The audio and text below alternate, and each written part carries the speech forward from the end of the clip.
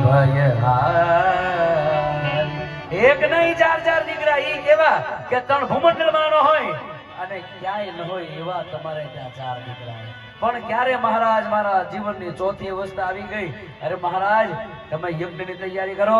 અને ઈ વખતે મહારાજ દશરથજી મહારાજને કીધું અને પુત્ર કામેષ્ટ યજ્ઞનો સંકલ્પ થયો. અને આ બાજુ શિંગી નામના ઋષિને બોલાવવા માટે વિશ્વામિત્રજી પોતે જાય અને તુલસીદાસજી મહારાજ લખે શિંગી ઋષિ વશિષ્ઠ બોલાવા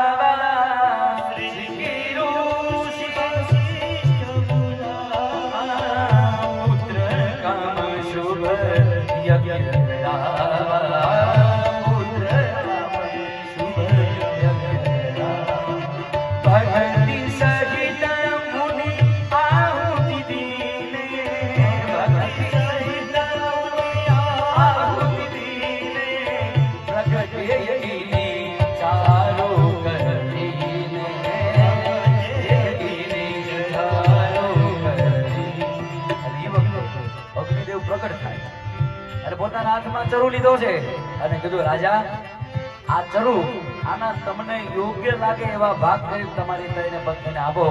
અને ઈ વખતે રાજા દશરથજી મહારાજ એ ચરુ લઈ અને પ્રસાદ લઈ અને પોતાના મહેલમાં જાય અને અર્ધ ભાગ કૌશલ્યા હિરિનહા અર્ધ ભાગ આધે કદલી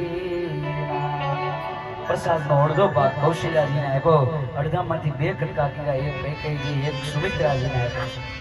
અને ઈ વખતે કૈકેયીજીને થોડું ખોટું લાગ્યું એટલે કૌશલ્યાજીને એવું લાગ્યું કૈકેયીજીનું મન ઉદાસ છે એટલે પોતાનામાંથી થોડો પ્રસાદ લઈ અને કૈકેયીજીને સુપ્રત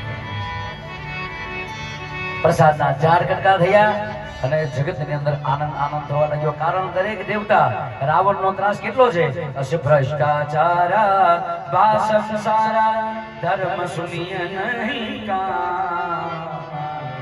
રાવણનો એટલો બધો ત્રાસ છે કે સબ ભ્રષ્ટાચારા વાસંસારા ધર્મ સુનિય નહીં કા.